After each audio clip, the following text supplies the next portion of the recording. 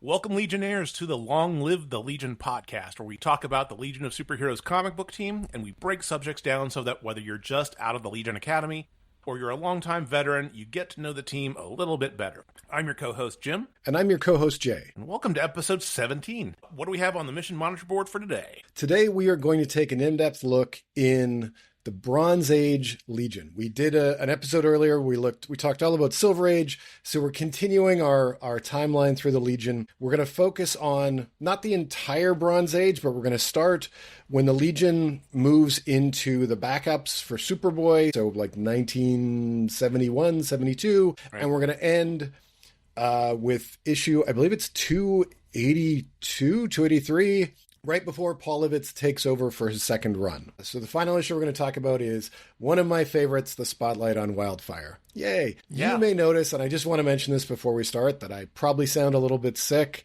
because I'm fighting off a cold right now, so I apologize. The only plus side of this is for anybody who thinks that Jim and I sound way too much alike, hopefully this will make it easier for you to tell the two of us apart. Jim, healthy. Jay, not healthy. Well, healthy, I might also sound sick, but I'm just sick in the head. There you go. There you go. So it is what it is. All right. So where do we want to start?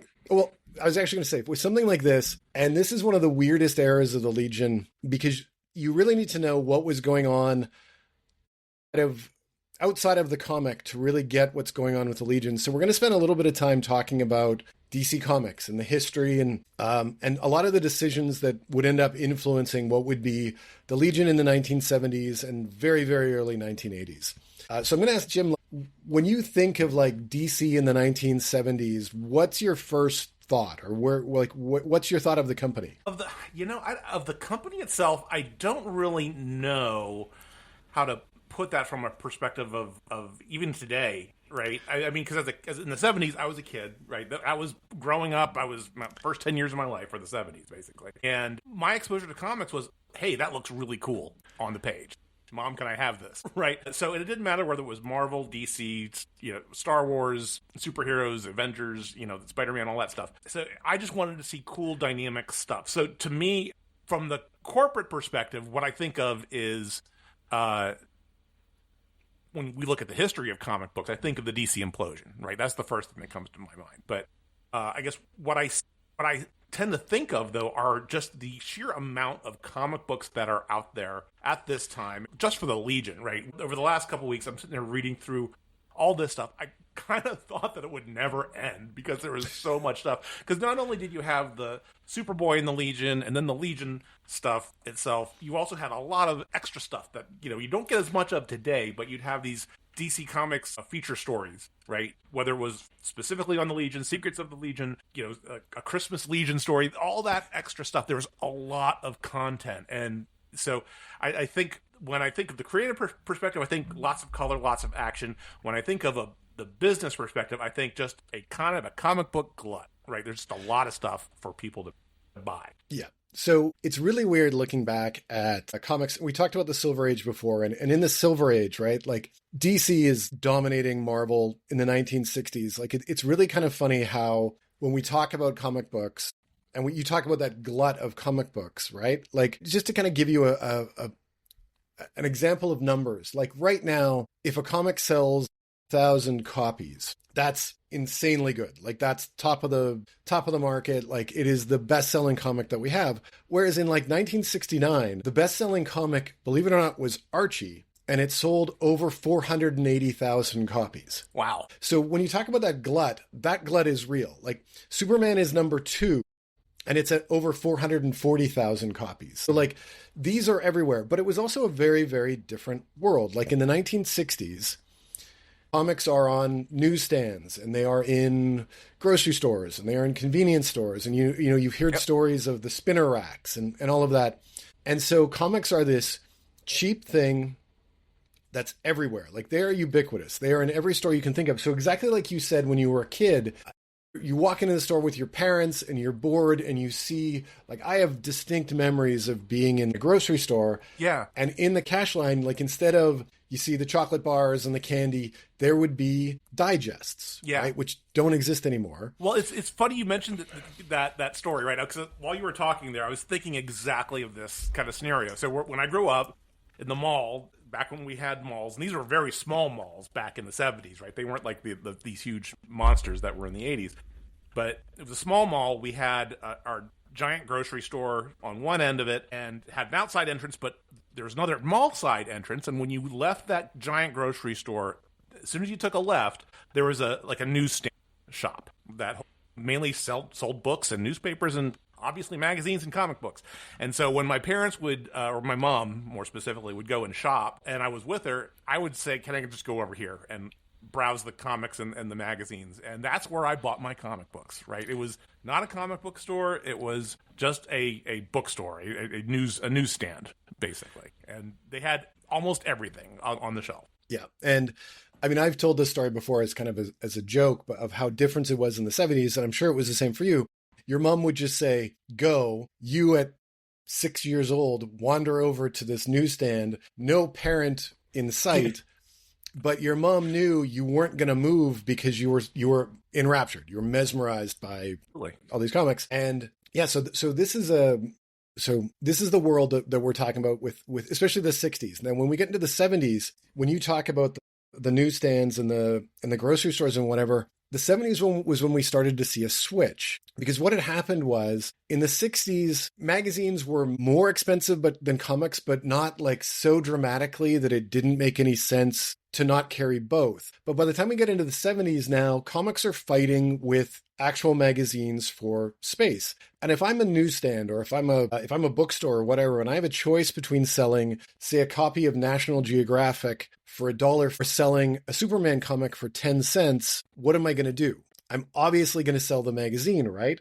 So comics start disappearing from a lot of different places. So remember I said in 9, Superman sold about 440,000 copies. 1971, so just 2 years later, they're down to 317,000. So they've literally lost a quarter of their sales in 2 years because nobody's buying comics on the newsstand anymore. We're just not buying them because the newsstands don't want to carry them. So suddenly DC and Marvel are kind of like stuck. Like, what do we do? How do we do this? Our model has to change. So come 1973, the direct market starts. And I'm not going to explain everything about the direct market, but basically the idea is that instead of what we had done, which was sell a bunch of comics, and then if they didn't sell, you rip the cover off and you sent it back. Right. Now it's you sell the comics and you have to keep them. So now we start seeing comic shops, and now we start seeing specialty sales. And now we start seeing people who are comic fans buying comics. And this is where I believe, and this is my opinion, so don't take this little bit as fact. This is when you start seeing Marvel Comics sales going up and DC Comics sales dropping, because Marvel is catering to the comic fan and DC is still catering to the kid in the grocery store who just wants Superman or just wants, well, actually at that point in time, it's either Superman or Superboy. Batman's not popular. Justice League isn't as popular. Like, it's Superman. Or they want Archie. And Archie. Sorry, and Archie. Archie is selling like crazy, right? And you start to see this shift, right? And you start to see this change. And DC is really, really stuck with how to navigate this. They don't know what to do. So they start, and I'll give you the best example of DC not knowing what to do.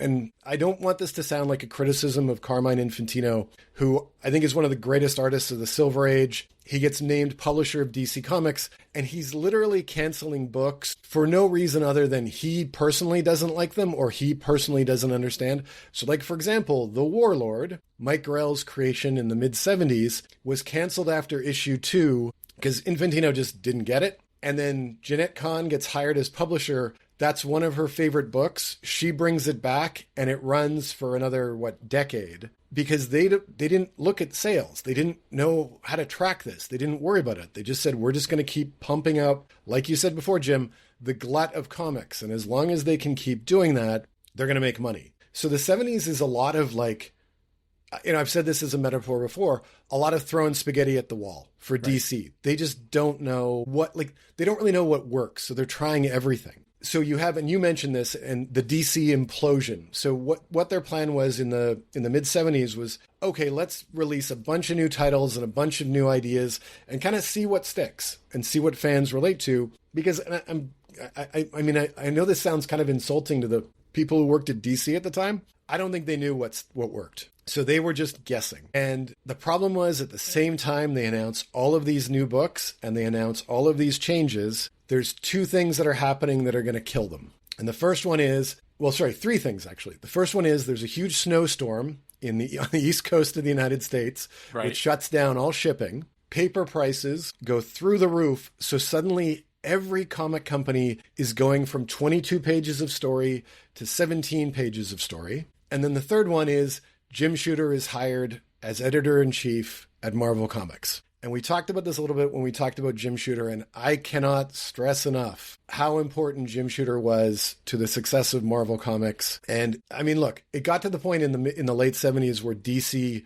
actually talked to Marvel about taking over their characters and saying, why don't you do Superman? Why don't you do Batman?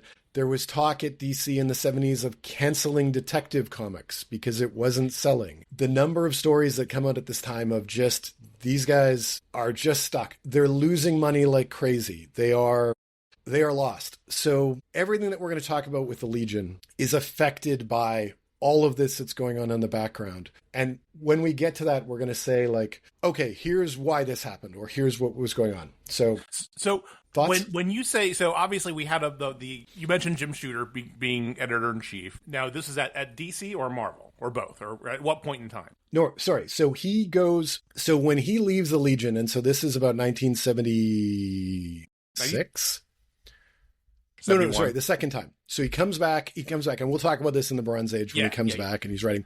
So he leaves, I believe, 75, 76, goes immediately over to Marvel. They hand him an assistant editor position, and within months, they elevate him to editor-in-chief, literally because nobody else wants the job. And so he's editor-in-chief of Marvel right when DC hits the implosion with the blizzard and all the other recession effects that are going on at the time. Exactly.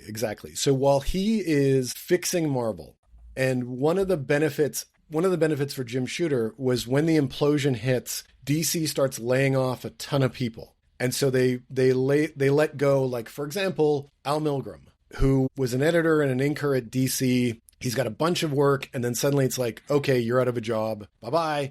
He immediately, like, Jim Shooter literally hires him within months. Okay, start running the show. And anybody who read a Marvel comic in the 1980s knows how important Al Milgrom was to their success. At the same time, like, Warren Publishing is in big trouble. Shooter's pulling talent from there. DC's mistakes are literally letting Jim Shooter build kind of like the best editorial staff that I think comics might have ever had. You could make the argument that, like, the talent that he's bringing in. So while Marvel is now firing on all cylinders, you've got the new X-Men, you've got all of this stuff going, DC is like scrambling, trying to figure out what to do. And then Marvel gets the ultimate shot in the arm, which DC didn't get in 1978, which is the Star Wars comic book. Right. And that was like one of the main things. That's when I talk about buying comic books in the 70s, buying that Star Wars comic book is the thing that just automatically pops into my head. Exactly. So you start to see, like, if you look at sales numbers, right? Like at the beginning of the 1970s, the only Marvel books that are in the top 10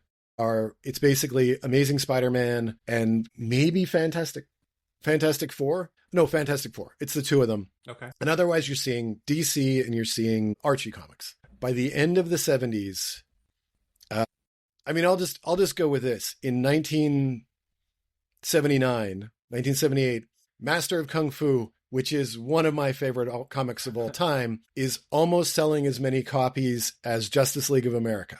To just give you an idea of, like, Marvel is just taking market share on a weekly basis, like just boom, boom, boom, boom, boom, to the point where like DC is just floundering at this point. Which is funny because at the time too, when you look at things like television and movies, there was no Marvel presence. I mean, I think there was a Spider-Man cartoon. Well, there was the Incredible Hulk TV show. No, play the sad Hulk music. I'm kidding. Yeah. Right. But it's, it's just, I don't think that the Incredible Hulk TV show, I got the feeling just because it was so damn depressing all the time, I don't think it ever got people to really read that comic book so much. But so I actually am going to disagree. Really? Okay. If you look at the years when the show was on, Hulk do you see the numbers? Gets these huge sales boosts. Oh, wow. How about that? Yeah. Well, but also with DC, right? There were lots of cartoons that were, and you had a Superman movie, right? You had a couple Superman movies. It's just kind of amazing that they were able to not capitalize on a lot of that stuff. So here's what I always go with this, and I've written a bunch of articles about this, and I've talked about this a lot. It comes down to what are the kind of comics that are being written and what marketplace are you going for? So like by 1979, 1980, like if you pick up and let's just take let's say you pick up an issue of X-Men, right? So you've got Claremont and Byrne firing on all cylinders, right? Mm-hmm. Like it is just boom, boom, boom. Like these are these amazing comics. And then you pick up Superman because maybe you've seen Superman or Superman 2. You're super excited about this, and they don't compare. Like, I'm sorry. Like, look, it's a question of quality, basically. Yeah, you're not getting the same kind of book, and I think that's another part of this when we talk about Bronze Age. And I know everyone's listening, going, "Are you going to talk about the Legion at some point in time?" Get on with it. But like when you read, and let's just go. I'll tell you what. Let's just go with the very beginning of this, which is really just like. Dave Cockrum comes on, Mike Grell replaces him. The Legion is in this magical space art-wise. So you have Superboy, which is the second best-selling book in the 70s for DC. You have two of the biggest artists in comic history at the very beginning of their career. You have Dave Cockrum, his first comics job. Literally every month, these comics are coming out. Sales are looking good and people are responding. And he's turning the Legion into a book for young people in the 70s. And he goes to DC and he says, I want my art pages back. And they say, screw you. So he leaves, goes straight to Marvel and basically goes straight to the X-Men. And Mike Grell literally kind of walks in the building in the same week with his portfolio. And they hand him the Legion right away. Like, here you go. Good job. He does the exact same thing. Let's revitalize this comic. He cements this book, and yet they make it bi-monthly. So here's a book that's selling tons of copies for you. We're just going to make it less accessible. And I'm sorry, like I'll be honest, like, so the writers at the time, you've got Cary Bates, and then Jim Shooter comes back and starts writing these books. I'm not the biggest Cary Bates fan. I don't mind what Jim Shooter did, but like they're doing these 12-page stories that don't have any connection to anything else, that are literally, and Cary Bates has said in interviews, like, I never wanted to write more than 4 or 5 characters in a story. There's this very strict editorial mandate of keep this as simple as possible. And you compare that to, like, say what Steve Englehart's doing on The Avengers, or Roy Thomas is doing on Fantastic Four, or like it doesn't compare. The art is what's saving it. Yeah. Right? Yeah. But I mean, something, yeah, well, I guess that's where I was going to go next, right? So something happens because then over time, they grow from being these backup stories in Superboy to basically being co-branded at the byline of the store of the book, and eventually taking over the book itself. And the art is fantastic, and I'm sure we'll get much deeper into that as we go on. But there is something to these stories that people are responding to, and because they effectively take over the Superboy book. Well, yeah. So again, we're going to go back into the history books as well, and we hate to do this because I know I've already bored everybody for about 20 minutes on the history of comics. So for those of you who don't know the story, basically, so the Legion of Superheroes is starring in adventure comics for most of the 1960s. And sales-wise, they are one of DC's most popular books. They're not Superman level, they're not Superboy level, but they are, like, let's say top 20 in sales. Yeah, it's respectable numbers. Yeah, like they're doing really, really well. And DC, and I mentioned this before, how DC didn't really know what they were doing and were just throwing crap at the wall. In the 1960s, they just said, we want Supergirl to have her own book, so we're going to move her into adventure. And everyone's like, but wait, we've got the Legion and they're really popular. And the powers that be were like, yeah, we don't care. It's because they were going, it doesn't matter. They didn't see the value of, are there fans who actually love these characters? They just saw them as a bunch of little kids who were standing in the grocery store and said, that's a color, that's DC's favorite. famous 60s mantra of like, put a monkey on the cover or a gorilla on the cover, it's going to sell, which is why we have Gorilla Grodd, right? Like that's the whole logic behind this, right? Well, I think you mentioned something, and I think you mentioned it with the discussion about Dave Cockrum, and you just kind of mentioned it here a little bit. When you talk about these, I guess what we can call today, what we would refer to as corporate culture, right? And I think one thing that really jumps out at me, and I think this is still true today, is that you have DC Comics, which at some point in this decade, I think is purchased by Warner Brothers, versus Marvel. DC absolutely seems to have this very much corporate mindset of about everything that it does, right? I mean, and we're talking about the things like diversity and inclusion in comics, as well as how you approach decisions like you just talked about with regards to what books do you publish, what do you not, how do you organize that. Versus Marvel, that I think has always had this reputation as being a creator's haven. Granted, Marvel is a business, right? And it has its own things, and certainly, Shooter makes his own impression in that regard. But that seems to be the perception, if it's not the reality. I think in a lot of cases it's the reality.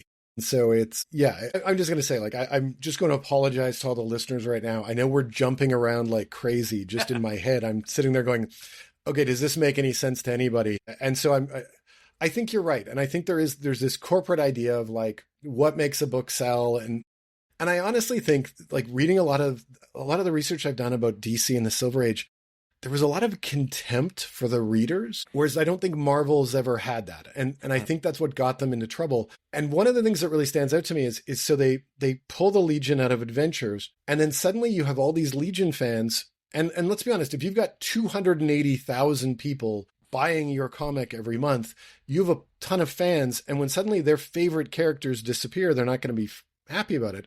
And so what ends up happening is this guy named Mike Flynn, young kid, I think he was a teenager at the time, is like, wait, where's my team? What's going on? And he's buying Adventure, and he's like, I don't want to read Supergirl. Where's my Legion? And he starts writing letters. And he's joined by another guy named, I'm sorry, I'm going to mispronounce his last name, Harry Broaches. Does that sound right? I don't, that you got me on that one. Yeah, I'm sorry. Like, I'm just going to apologize for getting this wrong. And they end up forming this, it's what's called the Legion Outpost. And they form this, essentially a fan group, and they start writing into DC, like, what's going on? Like, we want our book back. And they keep bothering them, and they actually create a fanzine of the Legion, and they actually start interviewing former Legion creators. And to be honest, like, one of their interviews with Jim Shooter is what got him to go back to DC and start writing the Legion again. And they are pushing DC, like, look, you've got this property that's going to get you fans, bring them back. And there's all this stuff going on behind the scenes at DC of basically Mort Weisinger didn't want to edit another book, so he wasn't going to do a Legion book by itself. So they end up, as you said, taking over Superboy in the backup, and they're just doing these 12-page backups. Dave Cockrum is the artist on it. And within months, this is now the most popular part of the book. This is what people are buying the book for. This is what they're getting the most reader response from. The letters that are coming in are like, we love this. We want more of this. Because at the end of the day, how long do you want to read a story about a kid in the 1950s when it's 1972? Right. Or you can read about kids in 2972 who are having far more exciting adventures. And they also look a hell of a lot sexier than they used to. Well, that's the other part of it, right? And so, all right, so I hope after this, I hope we've made enough sense of how we got to like 1970, let's say 1974 or 19... We'll say 72, 73, yeah. 72, 73. The real beginning of this, at least as what I think of the real start of this, is Superboy number 184. I should have written down when that actually gets published, but to me, that's the first real beginning of the Bronze Age for the Legion, because that's where you have Cary Bates writing the story, and you have Dave Cockrum writing or doing the illustrations, and this is where we get the first appearance of the new Imra costume. Right. So it's Superboy. Just to make sure I got this right, Superboy 184. It's April 1972. There you go. I am the history person on this podcast. Sorry. So it is. Yeah. So we get we're getting new costumes. Suddenly we're getting Cary Bates, who's young up-and-coming writer who's bringing this sort of youthful energy to what's going on. And you've got Dave Cockrum, who has this freedom of like, nobody's really paying attention to what I'm doing, so I'm just going to redraw, like I'm just going to change everything. So he's bringing in Star Trek, and he's bringing in every sci-fi book that he loves, and he's bringing in almost every issue. You've got new costumes. And that was...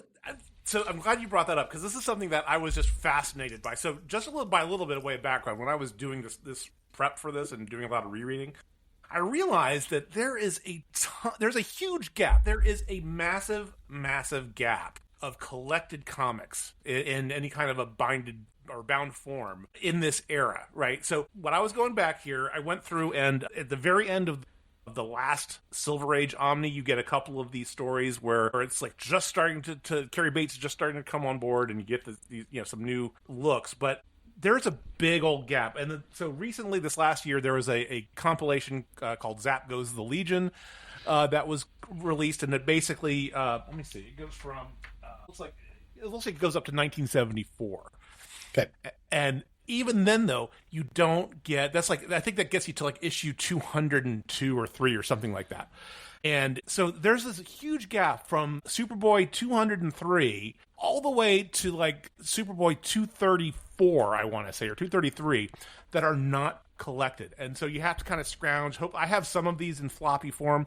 I don't have most of them, but you have to kind of... There's a big gap, so you have to find a lot of this stuff. And then when you start reading these, you see interesting things. You see, like, the Cockrum is going and giving a completely visual style, not just for the costumes, but you mentioned Star Trek.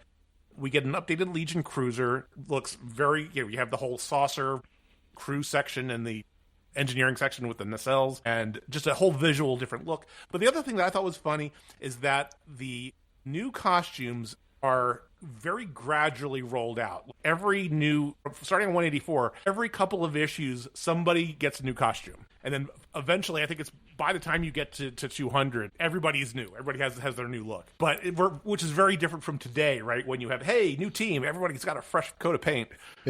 You know what I mean? And it just shows you how much of a different time this was back then. Yeah, it was. I love what you said there about like the new ships and the new costumes and everything else. So like we talked about this when we talked about the Silver Age, right? Like everything looks very 50s and 60s, right? Very Buck so Rogers. It's very much Flash like Gordon. Yeah, exactly. So like the fins on the spaceships and all the female characters kind of look the same, and they all sort of have the same basic costume, just different colors, and all the guys kind of look the same. And then suddenly you've got Dave Cockrum going, yeah, you can have different hair length, right? And let's do like, let's actually make these costumes kind of stand out. So they're all let's show distinct. cleavage. So let's show cleavage. Well, I mean, and when we get to Grell, he goes 5 times further with that. Yeah. And then like, hey, Timberwolf, let's actually draw him like a wolf. Like instead of just a regular boring guy, and so that's kind of that initial, the joke is the Wolverine look. Yeah.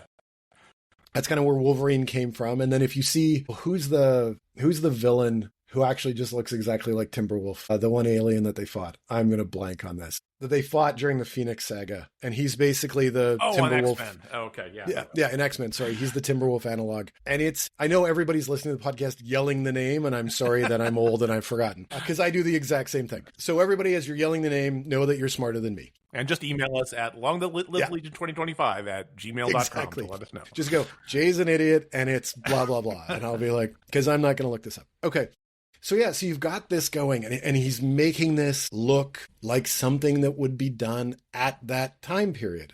So if and remember, like I said before during our half an hour prologue about the history of the comic industry, You have a bunch of fans now who are like, we're not just kids buying comics. Like we're now teenagers, we're now young adults, we're in university. We want to see stuff that reflects stuff that we're interested in. And suddenly, like, they're opening up a copy of Superboy, and Superboy is already one of the best-selling comics for DC anyways. They're opening it up and they're going, oh, wow, like, holy crap, this is stunning. And it's hitting on every cylinder. Like, I know looking back, and I say this, we talked about this with the Silver Age, you have to understand, you have to sort of accept that it's this era. And Carrie Bates is very much writing Silver Age stories, but with a little bit of a Bronze Age twist. Like, he hasn't really gotten for sure Bronze Age yet. For sure. When I was reading his stories, I got very much a a Star Trek feel for like original Star Trek, right? 60s Star Trek. From a lot of the things that he was writing. There was there was that story about the War of the not the Wrathmates. That was kind of a silly story, but there was another one where they were the War Between Days and Nights. That's what it was. Yeah. One of his early ones. And I was like just thinking, this is just like that Star Trek story where one guy's half black and the other guy's just black on the other side. Yeah. Right. Yeah. He's half black and half white, and you're like, yeah, and they're it's fighting. the same feel for that. Yeah. Yeah, exactly. And it's very like DC was all about formula at that time anyway. So I found when I was reading a lot of these old issues, the Cary Bates ones especially, like it just felt like step one is we show Superboy in the 50s with Lana, and he gets a call and he finds some way to avoid her. He flies off, like when he knocks her out with an apple, and you're just like, and then he flies off, and then we have the mission.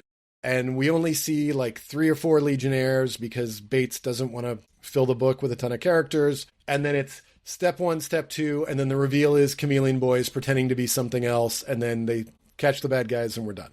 And I think I just described about 6 of them. Right. Just with that. It's very much like you're reading these early books, I'll just be honest, you're reading them through the art. And it's so good. Like Dave Cockrum's so good. Yeah. And then the one thing I love, and I will just, since we're talking about this, here's my bias, the greatest moment in Legion history, which is Superboy 195, because we get Wildfire. Well, it's a great story, I got to tell you. Yeah, it's a great story. It's very like a cliched, like one-shot Legionnaire. They've done it in the past. You saw it with Psycho Lad. It was this great little twist. But it was one of those great, like, we are now embracing 70s comics. Like, we sort of talk about the Marvelization of DC on some of these books. And this is it. Like, it's, okay, we have this hero, doesn't have a face. And he's got this really cool 70s costume and those great boots with the pointy, like the pointy bits. It's this great design. It's Cockrum at his best. And it's 12 pages. And it just grabs you, like, from start to finish. So I have a really weird question for you about this particular issue. So did you ever read Star Wars Dark Empire from Dark Horse Comics? I did not. No. Oh, I might have. But if I did, I don't remember. So one of the things, it was one of those, this is before, the prequel series even, right? But the conceit of Dark Empire was that Palpatine had returned again, right? So they beat JJ by a lot on that. But anyway, as part of that story, there is this notion of a harvester device like rolling over these planets and just sucking up raw materials. And when I was reading it and I was looking at the Devourer on the page, that one of the things that they're trying to save the planet from, it looked just like, or very similar to those devices from Dark Empire. And or it might have been Dark Empire 2, I can't remember, but it was when I was reading this, I'm like, man, I wonder if these guys were Legion fans and they used this as their inspiration for the Star Wars scenario. So just kind of cool. Just something that I took note of when I was reading. Well, I think it would be probably more likely that they were Legion fans that they weren't. I mean, like, if you were a sci-fi fan in the 1970s, right? Like, if you grew up in that. So, like, I mean, I've mentioned this before. Like, when I was a kid, Star Wars was like the be all end all. And so you just got into sci-fi. And for sci-fi comics, if you wanted, like, the Legion was kind of your place to go. I mean, I guess a little bit of Green Lantern, but Green Lantern was more focused on like stuff on the ground and like stuff on Earth. Like, right. I wouldn't be shocked if that was a connection. And it is one of those, like, I always want to keep, like, I look, I know I'm incredibly biased. I know he's my favorite character. Like, one thing that always drives me nuts is when, like, people just ignore the fact it's like, look, he was one of the most popular Legionnaires for 20 years. Oh, absolutely. From the moment he joined the team, like, he's one, like, and I've heard a lot of longtime Legion fans be like, oh, but he's not, like, we want our Legionnaires to be nice, or we want everybody to get along. And he was the first one who's like, I'm a bit of a jerk. Yeah, he's the abrasive one, right? Right. But in the 70s, like, he was the Han Solo of the Legion of Superheroes, which I know is a crazy comparison, but it's like, and so I wouldn't be shocked if that was the story that so many people kind of connected with, because here's this new Legionnaire who's, not like any other Legionnaire we've seen before. And to be honest, like, I don't think we'd see one like him until, I don't think there's been one. Like, I think he's just in this classification all of his own. And you either love him or you hate him. Like, you either sit there and say, like, this is awesome. And I understand the people who are like, it's kind of like that old Trek, like everybody has to get along and nobody has to, like nobody ever argues. But then the new Trek is like, no, like and yes, they overdid it and we can talk about that, but they've got that. Anyways. Yeah, well, I think that you just touched on it, right? I think on one level he's a breath of fresh air, but then I think, which happens in any creative scenario, right? They're like, hey, people love this. Let's do 10 times more of it. And then that that ruins it, right? So and the realities in between. At the end of the day, he's really a great character. And I gotta say, rereading all this stuff, I really got to like the character a lot more again. So that was good. It's fun. It's fun for me to read. So it's because I go back to this and I remember when I was a kid. There is a lot of nostalgic, like, yes, and this is why, this guy was such a, I don't want to say a big deal, but right. So, okay, so we're nearing the end of our Cockrum run, which is actually way quicker than anybody thought it would be. Yes, maybe, and again, maybe 2 years.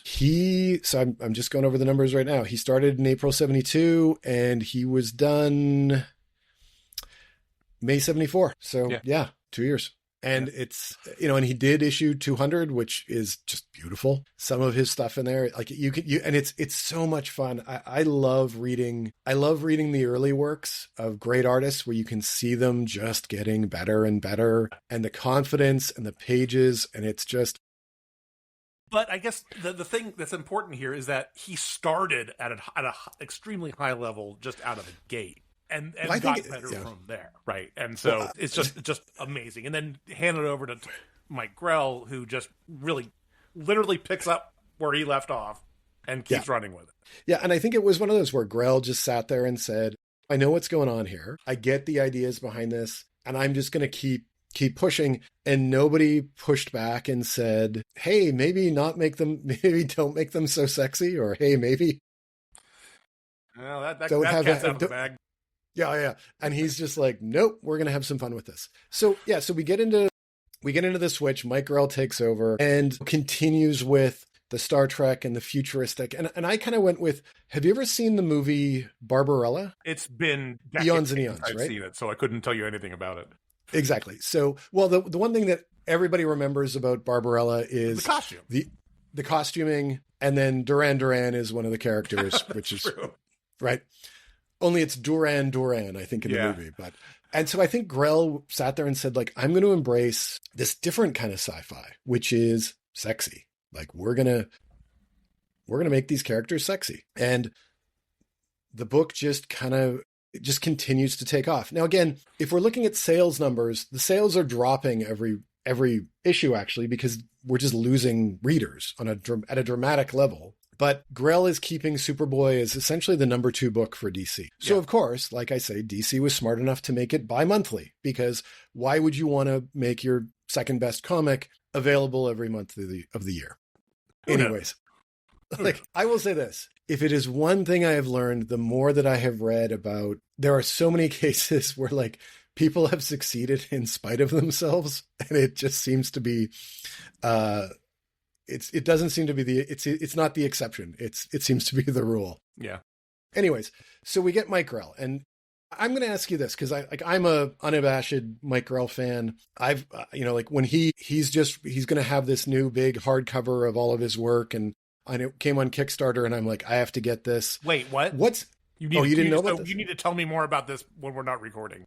Okay, so I'll tell you what. You tell me your thoughts on Grell. That's what I want. That was my angle on this, and then we'll talk about this after. Well, I mean, I think so. Because it may or may not be Legion related, but I mean, I loved it. I was like, for one thing, you can't really tell too much that you have a change in artist, which is an amazing thing.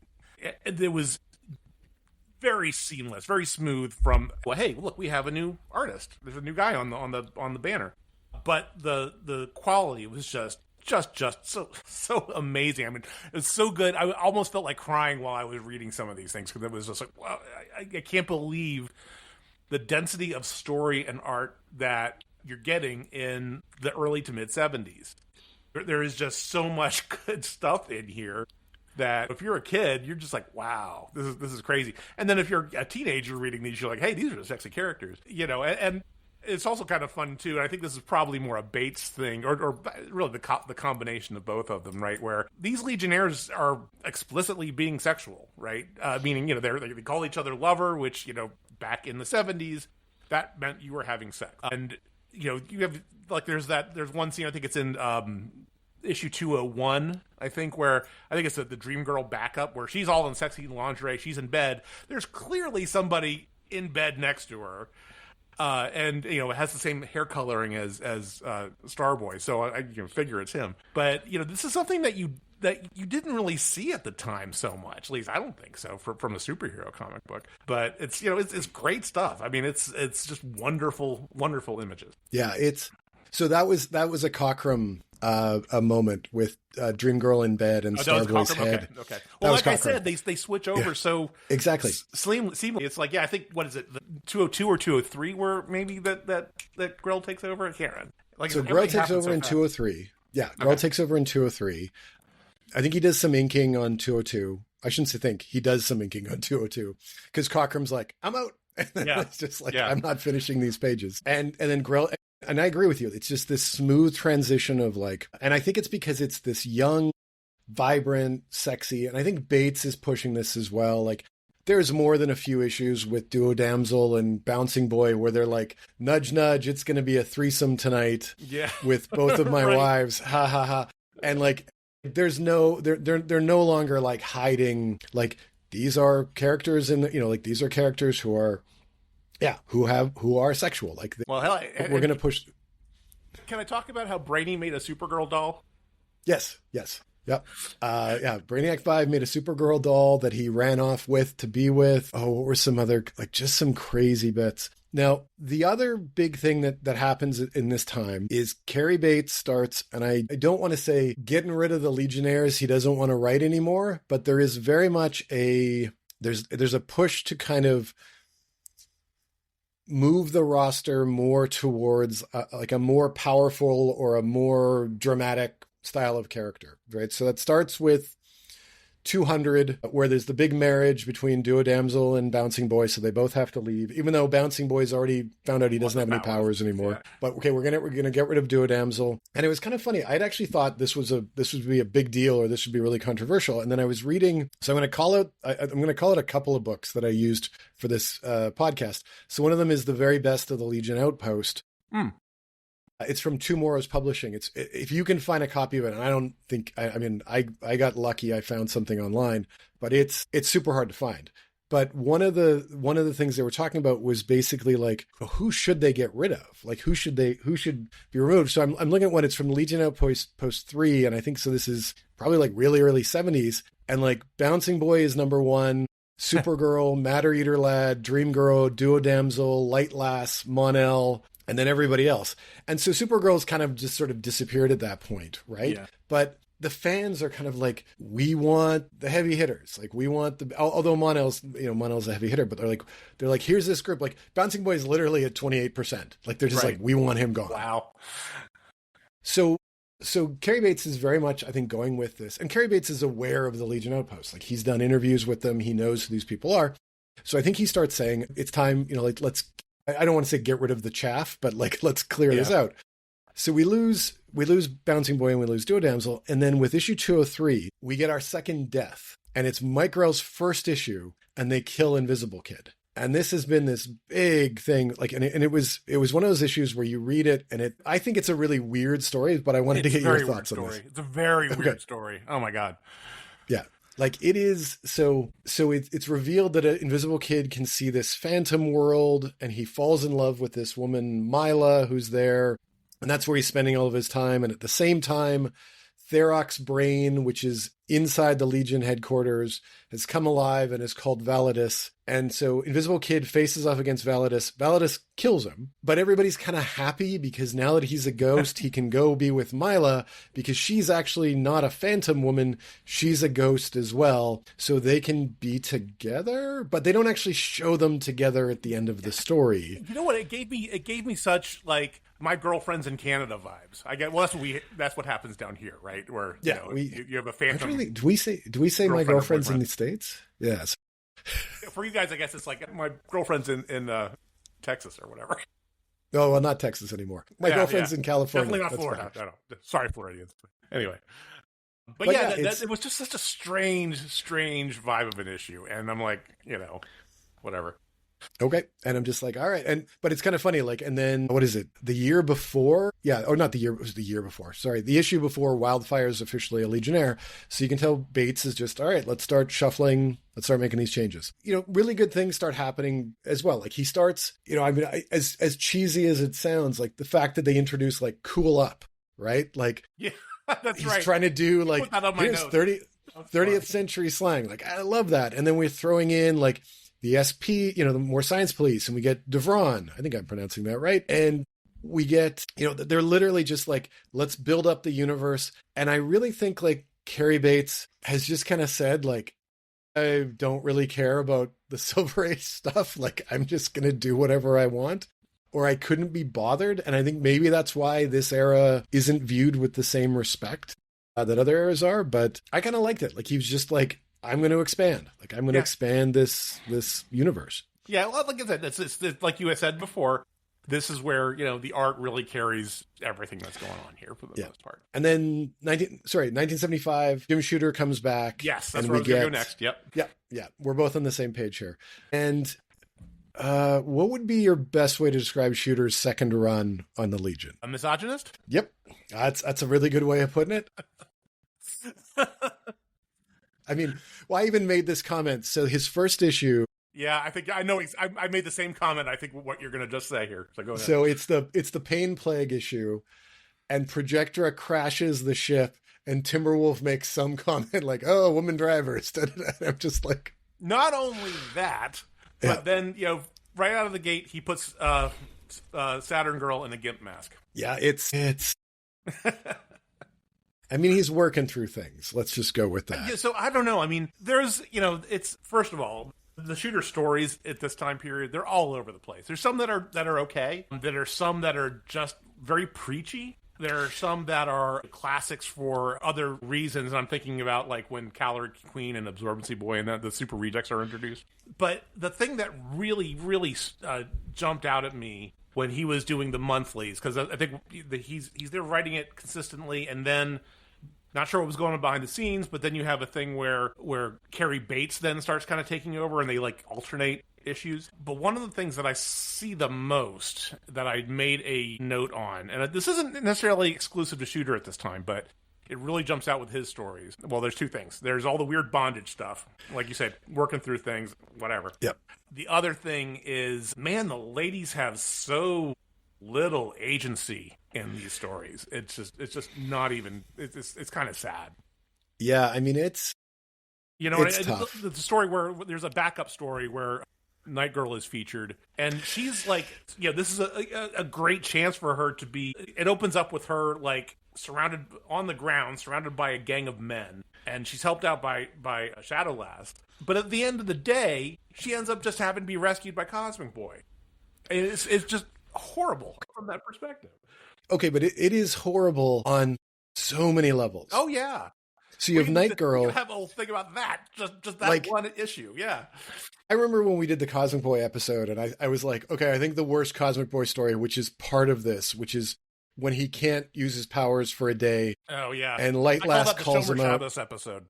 And he just lays out Light Last like, how dare you? And I'm just like, God. And I'm like, God. Oh wow. But like this one, so Night Girl gets attacked. She's almost killed. Then she reveals, we get her origin again, which is nice. And then she talks to Rock, and Cosmic Boy's like, yeah, I don't want to be with you anymore because you suck and blah, blah, blah. And he just looks like a jerk. And so she goes off to try to prove herself, and he just goes on a date with somebody else. Like, I don't care. And then he like realizes like, oh no, I actually love her. And I'm like, wow, dude, like you just like, it's horrible. Horrible. Like, yeah. It's one of those things where there's moments where you go like, did you hate these characters? Like, did you what I noted is that if Shooter had a story that was basically just straight up action, it was okay. It was a pretty decent story, right? Pretty decent issue to read. If it had anything where the plot was nuanced, whether it was just some kind of a plot device or some kind of sci-fi element, or God forbid, women were directly involved in the plot, good luck. right? I mean, Yeah. it was just, it was just weird. Yeah, there's so much of like there's just so much of like the girls, the girls are just standing around. They're always the ones in trouble. It's the guys who are always saving them. Yeah, it's just a weird, like and it's kind of funny because like, and at the same time, they're being so sexist and they're so, like it's just reprehensive, some of these stories. And then we also get okay, let's go with this. When they introduced the Karate Kid, when they gave his background, and he's like, okay, he's half Japanese and half white. Oh yeah, Karate which Kid, I think was like a 70s stereotype that you couldn't have like a completely Asian character. They always had to have a white mother. It's the same with Shang-Chi, Master of Kung Fu. Right.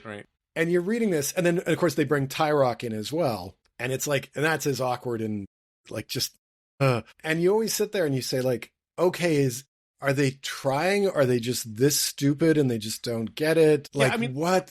I'm just going to go through a list here, right? So, and this is, again, remember we say that at the end of Shooter's run, he's alternating with Carrie Bates.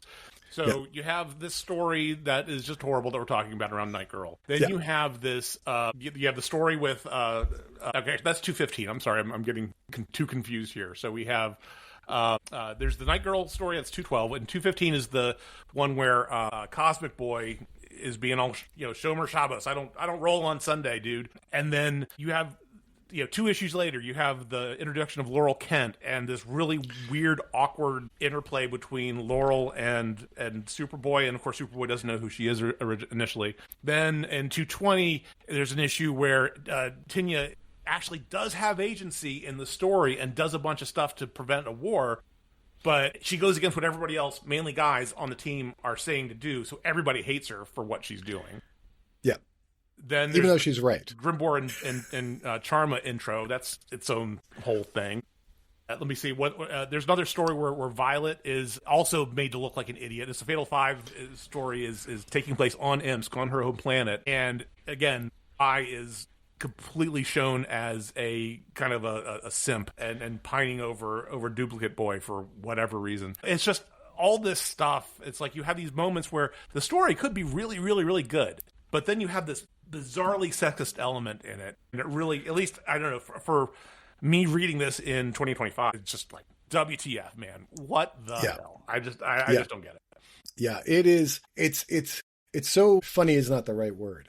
But I agree. Like in 2025, reading this, how about uncomfortable? I think uncomfortable is a really good. But here's the thing. Like, but yet on the other side of this, and I'm going to give this to Mike Grell on this, is we're so used to comics being written with the male gaze or drawn with the male gaze, and as sexist as these books all are, and they are, Grell for some reason is like, I'm going to objectify the men just as much as the women. It's true. And so you're kind of reading this. So like on the other hand, you're like, this might be the most feminist book of the time, because he's like, I'm going to make these guys like, it's cheesecake and beefcake. It is like he may, I mean, well, like as well, I guess like that I'd agree with you from the visual aspect of it, but exactly. I mean, from the from the story aspect, it's horrible. There's just these things where you're like, wow, like, yeah, these, I mean, as bad as it was in the 60s where like, like, what was it, like the Red Fever or the, how many issues where it was like all the women like just got like, and, like the guys are like, you're a woman, you can't do anything. But it's just as bad here, especially in the, for the first half of the 70s. And yet they're kind of advancing on, I don't know, like I think it's one of those where it's kind of like how, like when you watch movies from this time period and you hear about how they were so, I think we've talked about this before, like the first MASH movie, which was this huge feminist film, and you watch it now and you're like, oh my God, this is so offensive. Like, this is so bad. And I kind of wonder with this, if this was kind of the same level, like, is that either people didn't know or, like that whole, like that, the issue that you talk about with Phantom Girl basically just ignoring the guys and being right. Was that enough to be like, yeah, like we're being pro women here? I don't know. Like, I mean, look, judging from a lot of the stuff I've read about Shooter, I don't think that's what it was. Well, let me just put one thing on the table here before we finish up this section and go on to Levitz. So there's one other thing that I really wanted to point out here. And that is in issue number 218. The other part of this, right? Part of what happens in this time frame in the mid-70s is that we get our first black member, which is Tyrock, right? Yeah. Or who is Tyrock. And so he's introduced in one particular issue. And then in issue number 218, which is a Carrie Bates story, one of the things I also noticed in that the way these things were done, Jim Shooter never wrote a Tyrock story. Yeah, I was going to mention that as well. I'll just leave that there and I won't touch it. But so in 218, which is where Tyrock officially becomes a Legionnaire, it's the first, as far as I could tell, I could be completely wrong on this, but it was the first full-length comic story in the 70s that featured the Legion. They weren't like the primary story or the backup. They were the first, took up the full book story that I could find. I could be wrong so on it wasn't, so what had happened before that? You're right in that it was the first full-length story, but before that, it had been one guy, like one 12-page story, one 10-page story. Yes. And that was the comic, right? This is the first time when we get a 22-page Legion story since they were in Adventure Comics. Right. I think, exactly. That's why I was like in the 70s, because I think they had, in Adventure, they had a couple. Yeah. So that is definitely true. Yep. Yeah. So good stuff. Yeah. And it's like so here's the thing. We could probably talk about Tyrock for an hour and we're not going to do that. I'm just going to say this. When I was a kid, Tyrock was like one of the coolest Legionnaires, and I didn't have a clue how horrible all of the background. Like I was just a dumb kid. And I just remember going like, he looks cool. I actually really love his costume. And I know Grell designed it to be horrible because Grell hated the character. But I mean, I'm like 6 years old. I don't know. Yeah, exactly.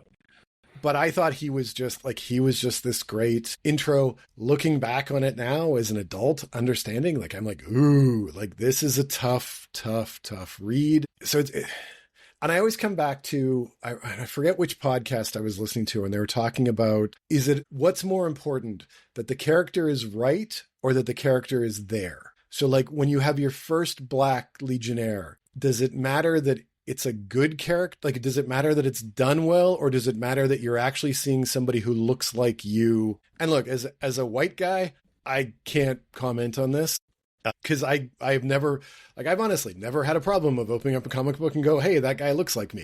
Right. So I don't know what this feels like. So I can't say I agree or I disagree. All I can say is like, yeah, they had an idea. They missed badly. There is no way to defend how they handled this. It was, it's just rough. All I can say is just for me personally, as a kid reading these comics, like I just thought it was the coolest thing ever. It was so like, I'm sorry, like you can hack me in the comments. You can rip me apart and say, how dare you? This was racist.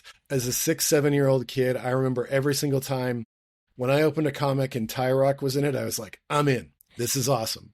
So I'm not going to defend it. I'm just going to tell you like, this was. All right. So I'll leave it at that. So let's wind down into like 1977. And so at this point, like we talked about Jim Shooter earlier, right? He leaves and he goes to Marvel. And around this time is when Paul Levitz gets his first crack to start doing the Legion. Exactly. So and the first thing he does right out of the gate, actually, there's a couple things that happen here, which is kind of cool. There's and I just realized this while I was reading through, but Denny O'Neil is a Legion editor. I didn't know that Denny was a Legion editor. Yep. Back in the day, I'm like, this is so cool because I came to DC Comics mainly through Batman in the late '80s, and that was Denny's baby back for pretty much almost 20 years after that. So loved Denny O'Neil's editor style. So it was great to see that he was on the Legion. So that was really kind of cool. But then the first thing that we see happen is you get Wildfire and Superboy just kind of going at it from Levitz's perspective, and then we get Dawnstar to come in, which is another big moment in the Legion. So we get some big things with Levitz. So we get our first. I think the first big thing with Paul Levitz coming on is like we actually get a guy who loves the Legion and grew up as a fan and knows the Silver Age stories and knows the history, and the stories he's written are like, I wanted the Legion for years. But because he was working on the Bat books, no, maybe not Bat, maybe it was something else. And Murray Boltinoff would only hire writers he liked. He couldn't get on the Legion until Denny O'Neil took over. And because he's friends with Denny O'Neil, he basically said, please. Denny O'Neil's like, cool. So we get Paul Levitz. We also get, and I got to call this guy out, James Sherman. Yes. On pencils. And man, like you want to talk about somebody who can following Mike Grell, like that's like think about the big shoes you're following. Okay, we're going from Cockrum to Grell to James Sherman, and I've seen people comment online who have basically said like, we think he's the greatest Legion artist, and it's a fair case for that too. Honestly, honestly. He's doing stuff that just blows you away. Like his issues. Seriously, I put a note in here is that beyond. You got Cockrum, you got Grell, and then if you're going to be ranking the Bronze Age artists, a degree, and again for me, it's going to be Cockrum and Grell just because of what they did. But absolutely, James Sherman is right there with them. I mean, it's so good. It's so good. Yeah. No, he is only his only downfall is he can't hit those deadlines. Like he can't do those 22 pages a month. And at the same time, DC's going through this weird thing. Like we talked about the DC explosion when they're going bigger. So they're now going from comics being 22 pages and costing this. They're now going to like giant sized by 1977. So Levitz and Sherman aren't just trying to do like a regular book. They're now got to do bigger books and bigger stories. And that's when you start to see Jerry Conway starts joining in and Joe Staton starts joining in. Yep. And they're doing books as well. So there's big events. You mentioned it. I'm going to come back to it, but I just wanted to call out Jim Sherman. So Dawnstar makes her first appearance. She joins the team. Paul Levitz's first kind of big introduction. And then we get, just a few months later, the death of Chemical King. Yeah. Right? We get the big World War, Dark Circle's trying to start World War VII, I think it is. Something like that. Whatever. And it was talked about, I think, during the Adult Legion story. So this is Levitz showing, I know these stories. I know where the history is going. I kind of put this under another one of those, like, Chemical King's a really weird character because you read them and it's I think a lot of the writers didn't know what to do with them. Well, yeah, I mean, it's like there's a very fine line between Kondo and Jan Ara, right? As far as what they do. And so how do you account for that when people love Element Lad because he's been around longer, so it's a good question. I don't know. So I think there's two things that put Element Lad up into a more interesting character. Start off with, he's got the most tragic backstory, I think, of any superhero that exists. Yep. He's far more dynamic looking of a character. I think he stands out on a page, no matter what costume he's been in. Or if he happens to look like Peter Cetera from Chicago. Yes, exactly. And then, of course you're going to love him at that point. And then, whereas Chemical King's always been more sort of a background character where it's like, and I think he got introduced and I joked about this in the Silver Age. I got the sense that like Jim Shooter was sitting in class one day and he learned about chemical reactions and he said, I'm going to turn this into a character. Whereas I think Element Lad's powers are just a little bit more obvious, if that makes any sense. Yeah.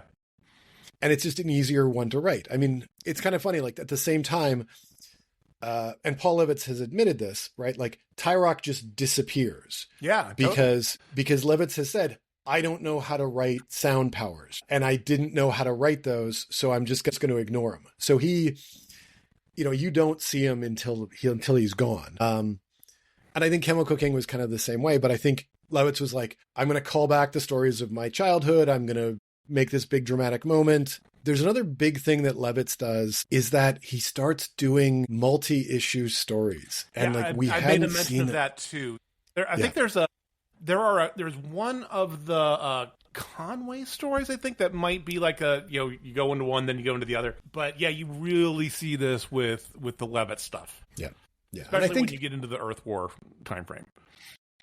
When we talk about Levitz, and it's not a long run that he gets, like he's not on the book for a ton of time. I think it's only a couple of years. And I think actually I shouldn't say it. It's 2 years. Yeah, he's pretty close. Introduces a lot of new characters. He's got a lot of new stuff. I think he's overwhelmed by everything that's going on in DC at the time because he's also, I think he was writing Wonder Woman at the time. And I think he's also on contract in kind of a management role. So he's bouncing all of these different things. And he was one of those guys. And I think he's suffering at this point from the fan who has so many ideas that he wants to do everything at once.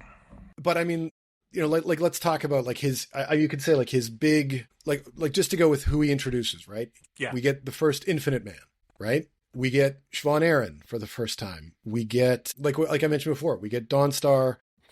Yeah. He's bringing back a bunch of characters. He gets Saturn Girl and Lightning Lad married. Yep. So we lose 2 of the 3 Trinity, right? Yeah, I jotted some of this stuff down. So I said you get the introduction of the concept of Weber's world, right? Which is kind of like a UN in space kind of thing, which is very similar to the Legion world from the Legion story. You get Representative Ontier, who is that reptilian dude who's he's like an ambassador or whatever. You get Ambassador Relnick on the Earth side. He's a recurring character. You get Chief Sendak, who's the science police chief, so Siobhan Aaron's boss. I don't think we get Gigi for another few years yet, though. But this is all in 1978, and so everything I just mentioned there, and that happens in one issue in 241. Yep. Yeah, it's just like, we're just, like you can tell he's got a ton of ideas. He's throwing them in. He's expanding a bunch of stuff. So it's a really important run to read if you're trying to get a sense, like if you're going to go into the Paul Levitz stuff later, because he's setting all of the groundwork for what's to come. Since you mentioned 241, I'm just going to ask. So let's go to, well, would you rather talk about the marriage or would you rather talk about Earth War? Well, I was thinking about the same thing. Let's touch on the wedding issue first, because it's a special, and it happens before Earth War. Yeah. And it's also, it's its own classic. I mean, it's something that everybody who's a Legion fan should really know about. Yeah. Yeah. So it was this, again, to show how popular the Legion is at the time. DC is like, hey, we're going to give you your own, and they were called like all new collector issues. Yeah. The big giant size. These big giant size books that they would sell on newsstands. All new collector's edition. I knew I was going to get that wrong. And they sold on newsstands for, I think it was $1.25, which is like a huge amount of money at the time. They get Mike Grell to come back to draw it. And it's this big story, and it's basically Lightning Lad and Saturn Girl's wedding tied into, I'll be honest, somewhat mediocre story of history being changed and them having to go back. But like, you get all the Legionnaires, and it's a beautiful looking story. Like Grell just knocks it out of the park. And the wedding is, I mean, it's kind of become an iconic image at this point, like that shot, and then the way they're drawn. And I think it was one of those where it kind of showed for anybody who sits there and goes, the Legion, like nobody cared. I'm like, no, like this was big enough that in 1978, DC was like, we're going to invest this money and we're going to put this out, and it sold. Like, it made DC a ton of cash. Yeah, there were several issues like that. Yeah, I think from a plot perspective, the only thing that's really noteworthy about this particular story is at the end you find out that the Time Trapper is a controller. That's I think the only interesting thing about the story that happens. Yeah, exactly. So let's switch back to. But anyway, it's one of those things that if you can get it in one way, shape, or form, you can do it. They were selling a hard copy or a hardcover reprint of it a couple of years ago. I actually did get one, but so you can probably still find it out there. It's probably worth collecting if you're serious about your Legion collection. But let's quickly turn over back to the Earth War story, because this is kind of interesting, because I guess we talk about these multi-part stories. This is the first real multi-part story for the Legion. I think it's like 5 issues long. And when I was reading it, I made a note about this saying this is Levitz's practice run at the Great Darkness Saga. Exactly.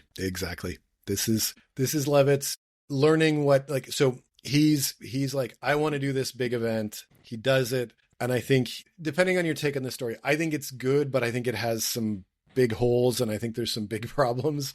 Yeah.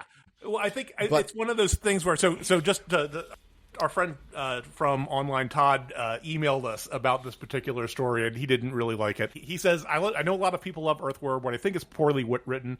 I think it is so silly that the fastest members of the Legion are going on a diplomatic-style mission when a space cruiser is probably faster.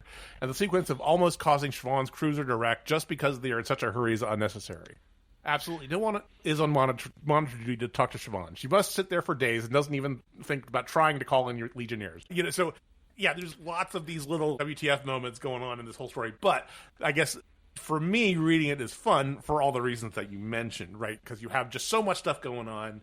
Everybody's there, and and it's just one thing after another, and even from a villain's perspective, right? It's you get the Coons, you get the Dark Circle, and you get Mordrew. It's it's this whole big playground of action figures, basically. Yeah, exactly, and you can tell. I mean, I think Levitz had fun doing it. Like, I think it was one of those, like, I'm going to live out my childhood, right? Kind of joy with this. And there was less thought about, like, does this make sense? Or I mean, I think to a certain degree, the story existed to get Saturn Girl and Lightning Lad back on the team. I think that was maybe his goal. Exactly right. Right. But I mean, it's an interesting read. I think it also suffers from, and I'm gonna say this caveat before, because we're gonna talk a lot about Joe Staten. Yeah. I think he's a great artist. I think he does some great stuff. There's some work that he's done that I've been really impressed with. I don't think this was the book for him. I just don't think his style fit. And to follow Jim Sherman, is just a big ask. And I'm wondering about that too, because one of the things that I noted about this was that even with the beginning part of this, with Sherman, who had, I guess McLeod, I guess is how you say his name, was the inker. Yeah. There was a definite change of vibe in the Sherman art with the McLeod inks, and I don't know if I liked it as much. And to that point, right? I mean, I think from when you talk to Staten, and his and Abel was, I guess, anchor, same kind of deal, right? It was, I don't know if it was, it was just not quite the same, and it didn't really fit. It's like the jacket didn't fit quite as well as it used to. So for all of those who've been listening to this whole podcast, thank you.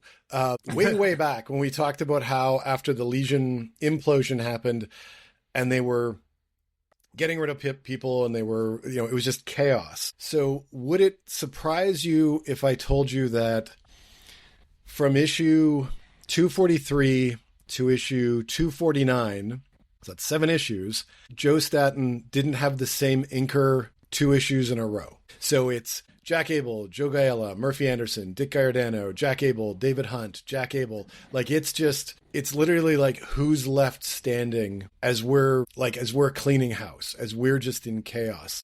So I almost don't want to blame anybody for and that's why I say and the reason why Joe Staten's doing this book is he had signed an exclusive contract with DC, basically you're going to do X number of pages a month. So he's there. And it's we got to give him, it's probably 22 pages a month. There you go. So it's here's the Legion. They're selling. We know they're not going anywhere. There's your new book. Yeah. And I think, I guess I think where I was going with that wasn't so much to be overly critical of them, right? But more that it really illustrates how an inker can affect a penciler's work, right? Yep. I mean, it's not really, I don't think it's discussed enough, honestly. I think it's people just talk about, oh, wow, the art's just great. And typically it's the penciler that gets the main draw for that. That was a bad pun. I didn't mean to do that. But the ink makes such a difference on a comic book panel, because the inker gets to pick what they want to accentuate and how dark things get. And it makes such a huge difference. Oh my gosh. We've talked about this in other scenarios from a Legion perspective in other episodes. But it's just reading these in sequence like this was just kind of it was very in your face, I guess, is a good way to put that. Yeah, well, I just go with by the time Grell is done his run, he's got inkers and they're switching every issue. And it's dramatic. You can see oh, wow, this is... And you never want to say okay, it's a good inker or a bad inker, but I think what you said, the metaphor you used of does it fit, right? Do they fit together? And it's why you think of Byrne and Austin, right? It was just this great match. And although I would say Terry Austin, I don't think I've ever seen him do a bad ink job, to be honest. But there's just certain guys who just didn't work. Whereas how many times have you heard how many of Jack Kirby's pencils were destroyed by whichever inker they had at the time? So yeah, I agree completely. And that's why I don't as much as I don't think Joe Staten was a good fit, I don't want to blame him completely, because it's a weird time. And weird inkers. Okay, so we're going to move off Earth War to the one thing I love talking about this era, and then we're going to get into sort of the downside. Although the interesting bit, to me, the last really cool thing that happens before the Legion really starts to suffer is when Steve Apollo, that is his real name, the Jim Starlin issues. And so for those of you who don't know the whole thing, so way back, I'm trying to think how far back I have to go to get to this. Jim Starlin comes in and he does this special issue, and he's trying to wrap up. He's trying to, I don't want to say wrap up, but he's trying to do a whole bunch of different stuff with the Legion. And it's about, so I'm just pulling this up here, issue 239. Yep. And it's actually Jim Starlin. So he actually credits himself. And we we get this storyline about how Ultra Boy's ex-girlfriend, whose name is Anne Ridd, just the subtlety of the 1970s, is murdered. He's got to go back to Rimbor to prove his innocence. And Starlin crafts this really, really interesting detective story. Chameleon Boy investigates. The Legion doesn't trust Ultra Boy. It's a very Silver Age feeling kind of story, if that makes any sense. It's like Starlin's firing on this. Like, I really love what he's done, even though he doesn't seem to understand Chameleon Boy has normal sized ears. Yeah. Well, that's more the artist. That's more the artist. Let's put that way. And so they end up with this, like, is he a murderer? Is he not a murderer? What's going on? And then again, the chaos hits in DC, and the story kind of disappears. And what was supposed to happen, it was supposed to be another one of those big collector's issues, like this big, kind of like what they did for the wedding. And then DC was like, we can't afford to do this. So we're going to take your one big story and we're going to cut it down into 2 issues. We're going to do it in issue 250 and 251 for the resolution. Right. So this is, just so that everybody's aware of this is 11, like a year later. Yeah. So if you've been reading this, you're like, is Ultra Boy a murderer? Like, what's going on? Like, who's setting him up? And then there's just these... We got an Earth Order. There's these regular stories and da-da-da-da, and Levitz is doing his stuff. And then we get issue 250. And it's obviously Jim Starlin. Like, it's obviously him writing and drawing, but it's Steve Apollo, because he doesn't want his name on it anymore, because they had to make change parts of the story to stretch it out over essentially 44 pages. Okay. Well, and at least Levitz it wasn't Alan Smithy or was just in time or anything like that. Yes. So, Alan, did you know that nobody can use Alan Smithy anymore? No, They've I actually did not retired know it. I didn't. Yes, which is a shame, but they actually said nobody can do this anymore. Anyway, so it comes back for 250, and we get the big reveal that's going to set plot lines for the next, when do they resolve all this? Like 5 years? The killer is Brainiac 5. Right. Well, yeah, because this leads basically into the Reflecto stuff that we did. Yeah. So when we talked about all this stuff, so go back to that awesome Reflecto saga story, because we're not going to talk about it here. So Brainy is crazy. He's the one who killed Ultra Boy's ex-girlfriend. And then he goes to the Miracle Machine. And for anybody who doesn't remember this is a machine that essentially grants whatever wish you want, or as I like to call it, the Due Machina machine. Yeah, basically. Like, yeah. We have to solve this.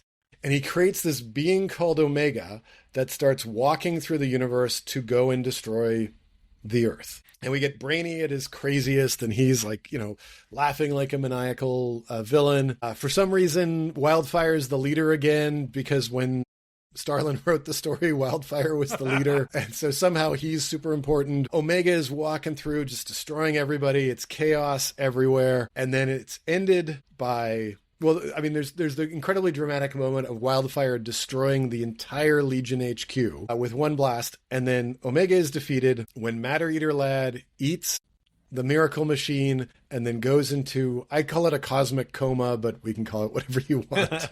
Thoughts? Wow. Well, I mean, I would say, what the hell are these people smoking? But we haven't gotten to the next year of comics yet. Yeah. Yeah. It was a little wild. Because I went through, I made the same note. I'm like, wait a minute, this is back from like a year prior. What's up with that? Also, I did do a checking here. It was about 2 years from that 239 story or to the Reflecto stories that we did. Okay. So yeah, okay. 2 year gap or so, right? But yeah, it was strange. It was really weird. I thought I think the weirdest was the whole thing with Dream Girl and Matter Eater Lad, like in the follow up issue where they're trying to bring him back from wherever he is. Yeah, that was kind of trippy, but but that's nothing compared to what we're going to get to next. Yeah. So I will ask this, like, you're like, so I actually enjoy this story for all of the insanity that it is. Honestly, I do. And I'm a big Starlin fan, so like seeing Starlin draw the Legion was actually kind of a nice treat. But it's, I mean, you said, what were they smoking? Well, it's Jim Starlin in the 70s, so I'm pretty sure. Yeah. And I don't think I'm saying anything that isn't just common knowledge, because he's admitted, like, there was a lot of recreational pharmaceuticals going on in Marvel in the 70s. So he's having fun with this. But the one thing I really liked about this era, especially like when Levitz is on, is it's the first time, and it's honestly the only time during all of these Bronze Age issues where it's the full Legion. Yeah. Like everybody else, because like I had said before, like Carrie Bates has said in interviews, I never wanted to write more than 4 or 5 characters in a story. And Shooter obviously was kind of following those same rules. And as we, I'm going to say just that at the time though, when they're doing just onesie twosie stories, you can kind of get away with that, right? So you can have a 5-member team. Here's the story. Here's the resolution. Okay, next issue, different 5 characters, right? So at that time you can get away from that because you don't have these multi-issue epic storylines that we're used to today, right? Yeah. So that approach could work at the time, but now we're in a situation, just a few years later, where we have a writer who can handle that. Yes.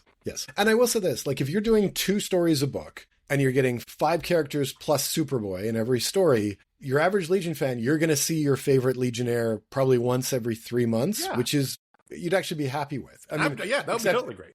Yeah, except as we were talking about before, like all the women being portrayed as, right. like as I don't know how many issues were like, I'm not good enough to be in the Legion. Like, why am I here? But well, honestly, though, here's the sad thing is that we've had recent comic book runs of the Legion and other things where certain characters didn't get any airtime or very little, in a 12-month period.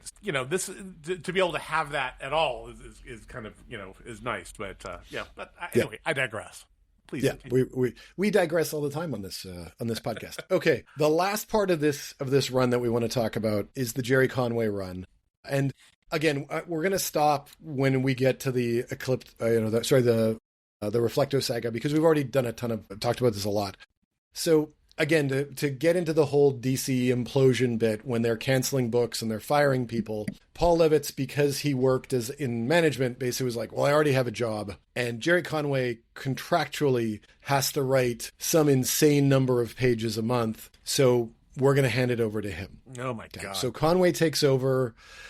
So there's actually a joke on where they say, like, this is where you start seeing Superboy and the Legion of Superheroes sales go down. And the joke is, well, Jerry Conway takes over and these stories just get... Well, I was going to say, you could also say that because Superboy and the Legion of Superheroes doesn't actually get published anymore. It's now the Legion of Superheroes. Well, so that's the big thing, right? Is that with issue 259, Superboy quits in...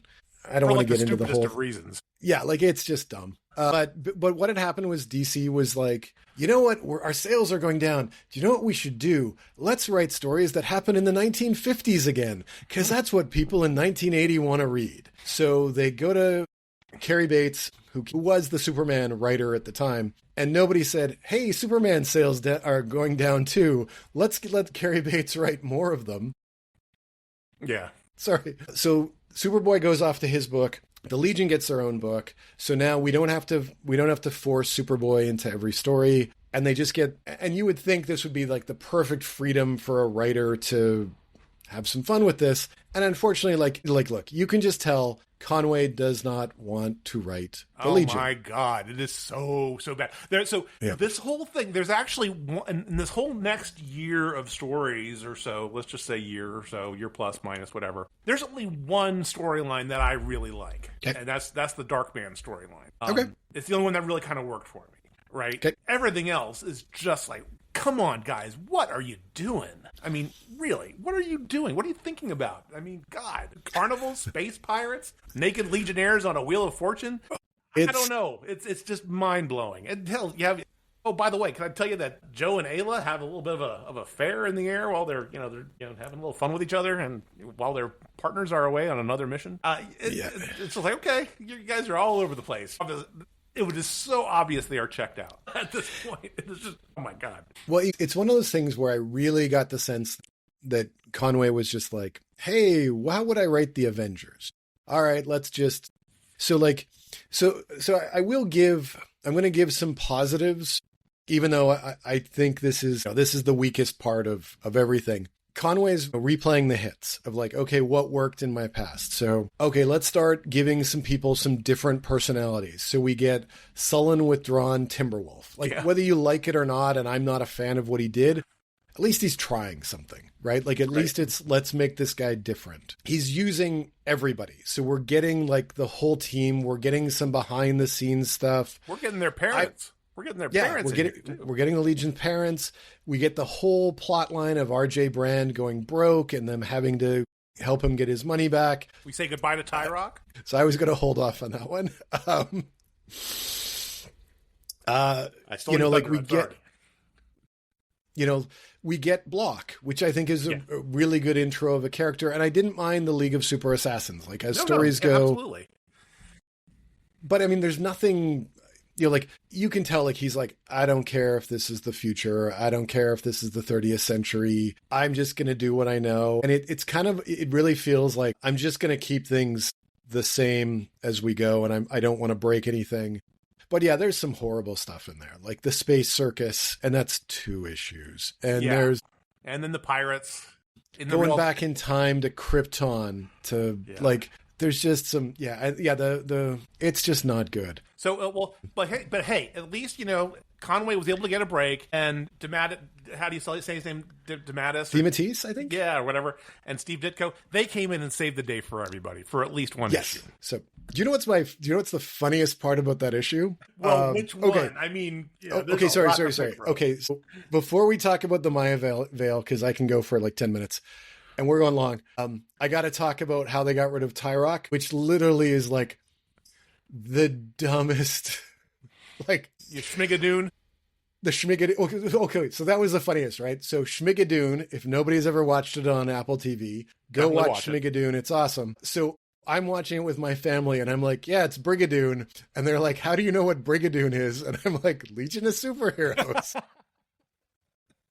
So the Legion of Superheroes took the plot of, and I'll give it credit, it's an okay musical. Like Brigadoon's not bad. It's not I saw Brigadoon at a dinner theater when I was in like junior high or something like that. So, okay. So I think I'd seen the movie. I didn't learn from it from the Legion first. I think so.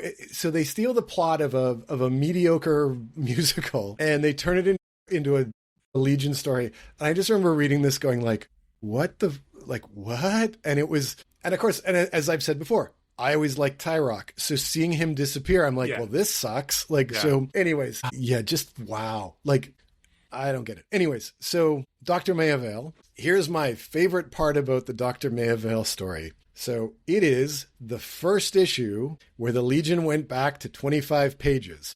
So it wasn't bad enough that this is one of the worst stories in Legion history. It got 8 more pages than anything else for the last year or so, because they had to drop down to 17, and suddenly with this we're like, let's go big. So here's an idea. Let's hire a brand new writer, and J.M. DeMatteis has gone on to be one of the, I'm a big fan of his stuff. This is not his best. And the editor at the time, J.C. Harris, I'm going to guess like Steve Ditko owed him money or something. So he needed to get Ditko. Like, I just can't figure it out, because this is Ditko at his like hackiest hack worst. And you can tell he just doesn't care either. And it's just all I'm going to say this is like, I kind of recommend everybody read this, because you'll go, everything's going to be better. Like, it's going to be. If you're going to read it, take a recreational drug of your choice, please. Oh, it's because they took recreational drugs before they wrote it. Like, it's so it's full circle. Yeah, it's full circle. So that is wow. It's just it's there, and it's.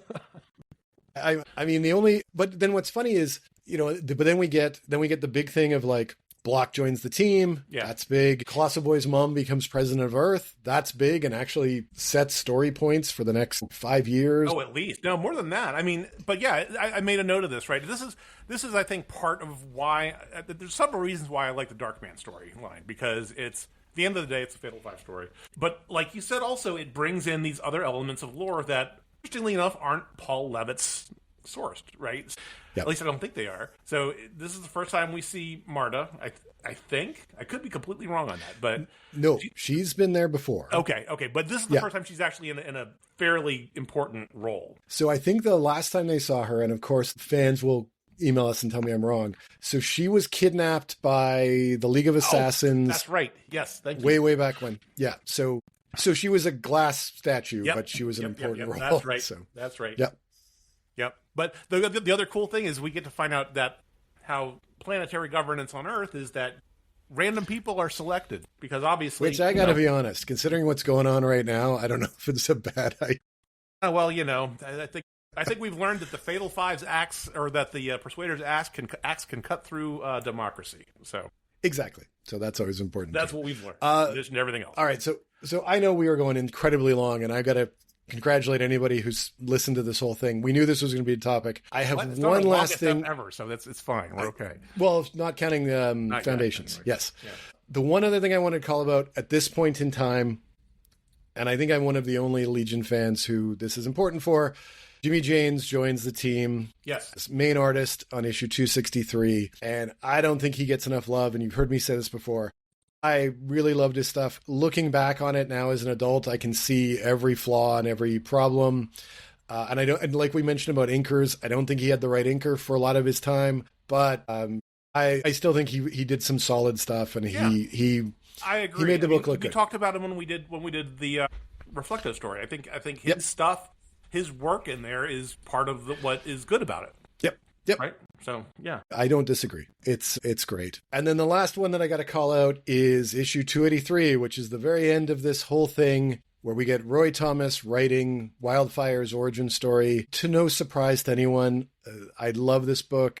I've heard people say how they didn't like this because it wasn't a Legion origin. It was more of a Marvel origin because it's kind of depressing and it's not a happy story. Yeah. But to me, it explained the character so incredibly well. And I don't think Howard Bender gets enough credit. I think he did a lot of fill-in stuff, and he pops up around the edges in Legion history. He just does solid, like really good work, and he's able to ape different styles really well too. So I just wanted to call this out as well. No, that's a good call. I mean, I think it's a good story too. I think now with you mentioned it being a Marvel origin, but didn't we had kind of the Flash origin is kind of accidental, right? The Wildfire is basically an accident, right? You have the Flash and Cyborg, not to pull from the Justice League movie, but they both kind of fall into that category, right? Right, but when we think about so this is 1982, right? Yeah. So when we think about every Legion origin up until Wildfire, it was always this, like even Timberwolves was kind of like, yeah, my dad was a scientist and he was, and they've kind of made it darker as the past has, as time has gone on. But almost all of these are like, Dad loved me, so he gave me superpowers, or I was born on this planet. And it was always sort of this happy, and even the Flash was kind of a happy accident, especially with Barry Allen. Like, I don't think, whereas with Wildfire, it's like, you literally lost everything and you're alone and you will never be with anybody and you don't have a body anymore. And so I think that's more of sort of that Marvel, like, now everything sucks, but you got superpowers. Right. Okay. I mean, I could be wrong on that. No, that's a good point. No, that's good clarification too. So thanks for that. Yeah, no worries. I want to I have one thing to say about this whole stretch of Perfect. things. Just so, like I mentioned when we were starting out this conversation, mainly for the most part, I was using collections, right? I have the Zap Goes the Legion collection to kind of begin the Bronze Age period. Then there are, like I said, there's a big gap, of which I have some digitals, I have some floppy. And then we have a few collections that DC over the last 10 years or so has released. 2 volumes of Superboy and the Legion, and that starts with about I'd say 233 or something like that, 232. And so 2 issues of that, and then they switch over to when the title just becomes Legion of Superheroes. We have 2 more issues, 2 more collections of that as well. There's Before the Darkness 1, Before the Darkness 2, and then we get into the Levitz era. And I just want to say something. This is a message to the folks at DC. Guys, so the guys who are doing the collected stuff at DC, come here. I just have something to tell you. For the love of God, why have you not published the best art of the Bronze Age in a collection yet? Why? Everybody would buy the Grell and Cockrum artwork books. I get it. We talked about how a lot of these stories are problematic. Don't get me wrong. But the fact that you have not published this since the Legion archives of the 1990s is a crime. Publish these stories in a nice hardcover with color-corrected pages. It's not a hard ask. Please. Thank you. This has been my TED Talk. I can't agree more. I'm stunned. I don't get why the Legion, or not the Legion, why DC makes some of those decisions. And we've talked about this when we talked about Legion Lost. Like, how have they not reprinted all of Coipel's Legion work? Like, that blows my mind as well. Legion Worlds? Come on, guys. They just don't seem to, I just don't get it. And I always wondered because, this run has really mystified me because it's, there's lots of this stuff. Levitz, obviously, I'm sure he wants to get his stuff republished and get royalties and whatnot. I mean, I always wondered if this particular stretch, you have a few people kind of in the mix here, right? You have Cockrum, you have Grell, you have Carrie Bates, and you have Jim Shooter. Those are the main people involved here. Levitz is in this mix as well, but really those are the other four are the main people who would be affected. I imagine that there'd be some kind of royalty issue. Maybe there's some royalty discussion that's causing it a problem. I don't know. Maybe Jim Shooter was, before he passed away, was being kind of a stick in the mud about something. I don't know. It's just, it's just a no-brainer to collect these and republish these, especially since you've republished the Great Darkness Saga about 10 million times. Come on, guys. I would think because this was work for hire, they could, I can't imagine why there would be a problem. Yeah, like exactly. It would just be, we're going to do this. I just think, like, look, how many episodes have we done where we've sat there and said, DC doesn't get the Legion, DC doesn't understand what episode what's is going this? on. 17? Yeah, 17 episodes, right? I mean, this, and look, and you can say, I mean, I kind of, mention that even in this one, like, they don't get this, right? So this isn't a surprise. It's a surprise, but it's not a surprise. Yeah. Like, I don't get it. Like, to me, like, it's really funny. Like, when you see, like, what are Mike Grell's most popular commissions when he's healthy enough to draw, it's the Legion, and it's Green Arrow, and it's John Sable, right? And he's still drawing Legion commissions, and it's been 50 years since he drew the Legion. Amazing.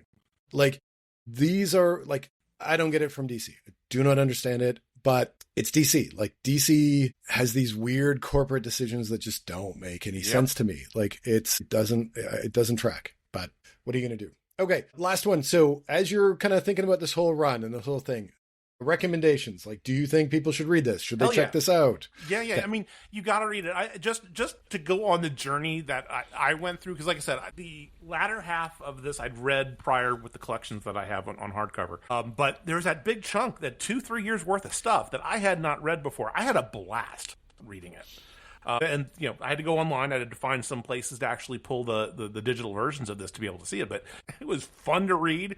Even for some of the horrific choices that they made. When the action's great, it's fantastic, especially when you're paired with such great artwork. It's just so good. It's given all the problems of from a sociological perspective that are represented in these stories in this decade. It's just fun and crazy. It's everything about a 70s comic that you would expect, that I certainly remember, right? Of all the whatever varied stuff from the 70s that I read at the time, it really reminds me of all that stuff. Yeah, I can't agree more. For me, like, I will recommend this just because this is as I've said before, like, I got into the Legion with the Levitz Kiffin. So all of these books were like my back issue searches. Yeah. So like as a kid, these were the comics that I was picking up in back issues because you couldn't find any of the Silver Age stuff or like when I was a kid. So it would be like copies of this, copies of this, copies of this. So I was reading all of these out of order. I was reading them and like, oh, who's this guy? Oh, what's this? This is how I discovered Grell. This is how I discovered Cockrum. This is how I, and I think for like, even the stuff where we're like, man, this Conway stuff is, it's still, I think you put it best. It's a journey. It is 70s comics. I don't think it's hyperbole to say that this is one of the best for highs and lows. If you were to say, give me like 10 years of DC comics, like 1970 to 1980, this is one of the best titles that they did, start to finish. Like, yes, there's good and yes, there's bad, but like, there's a reason why it was the second best selling DC comic book for the 70s. There's a reason why so many fans grew up loving this. I mean, it's stories like this. It's the reason why, I mean, right now I'm doing the reviews, like the Jeff Johns stuff. And I mean, like, you can tell he grew up reading this. Oh yeah. Right. Yep. And so this is, this has a soft, there's a soft spot for a lot of people. And I think this is when the Legion grew up. Like, this is when the Legion, the steps that get to what Levitz is going to do start all here. And to really appreciate Levitz's run, I think you have to know what's going on here. Also, as well, like, it's so many well drawn, like, just good looking issues. Oh. And it's, I can't recommend it enough. Like, I know this is going to sound like heresy. I'd reread this before I'd reread Silver Age. Oh, for sure. Yeah. Absolutely. Great. Absolutely. All right. So I know a lot of Legion fans are going to kill me for that, but it's, because I've been there with you, but it's, I mean, just from the visual style alone, it just pops a lot more than the Silver Age story does. It's good. All right. We have kept everybody for almost 2 hours. So let's wrap this up and let's move on. So we mentioned Todd sent us this email about the Earth War. We also wanted to say, so Steve, our friend Steve, has emailed us as well. He recommended a book. It's been out recently. I can't remember. I need to figure out when the actual publishing date was. Maybe it's here. I can't see it. But a book it's a collection of essays called Teenagers from the Future. It's something that I've had on my list forever to read. I have not yet done it. I want to do it, but it's a series of essays about the Legion, about the various the writers, a lot of stuff that we're talking about here on this podcast, right? So, if you want to learn more about the Legion, it's a great resource from everything that I've seen already. Also, so a couple friends of the podcast, Alan Williams and Matthew Elmsley, they are actually contributors to this particular book. So, absolutely give them props and go and read this to find their content as well. It will be on my list now that I've finished reading all these 70s Legion comics. I have a lot more free time, so I'm gonna do that and put that on my book list. Okay, actually, if we're gonna recommend books, I already had mentioned The Best of the Legion Outpost for like what was going on, like for the people who saved the Legion. Yeah. If you were at all interested in the DC implosion of the 70s, there's a book called Comic Book Implosion: An Oral History of DC Comics, circa 1978, by Keith Dallas and John Wells. It's where I got a bunch of my information. It came up. I think Tomorrow's Publishing printed it 7 years ago. If you can find that, I would recommend it. And you'll kind of get a sense of just the chaos and insanity that was DC at this time. Yeah. See, we're teaching. That's right. All right. So where can we find you on the internet? All right. So I am writing reviews. I review 2 comics a week. It is at jmlonglivethelegion.blogspot.com. As we are recording, I am working my way through the Jeff Johns, Gary Frank Action Comics story, which brings the Retro Boot Legion back, I think even more than Lightning Saga does. So It's been fun because I'm actually getting good Legion, which is nice. If you are on Blue Sky, you can find me at jmckernan.bsky.social. If you are on Reddit or Discord, you can find me at Drake Burrows. And if I haven't made it clear why on this podcast, you'll understand that. And Jim, where can they find you? So I have my Legion reviews at jimboslegion.blogspot.com, where generally speaking, I try to do one a week. Now I'm kind of getting back in the swing now that I've finished reading all these. I'm going to try to do a review on the Zap Goes the Legion collection that I was talking about earlier, as well as continue on with Legion Lost. And of course, we have the ongoing Superman Darkseid Legion story that's going to be wrapping up here soon. And you can find me personally on Blue Sky at jimbofett.bsky.social, on Reddit at jimbofett87, and on Discord as Jimbo Fett on the Legion Fan Club Discord. So if you want to follow the podcast or get access to the Legion Discord, shoot us an email at longlivethelegion2025@gmail.com or at longlivethelegion.bsky.social, where you can send us an email or send us a message and tell us what you think, give us feedback, all that good stuff. Perfect. All right. So we're going to let everybody go. Next episode. Well, next episode might be a surprise, so we don't want to. That's what I was going to say. So next episode might be a surprise, so I am not going to say anything. Otherwise, thank you for joining us, and we will see you in a couple of weeks. Long live the Legion. Long live the Legion.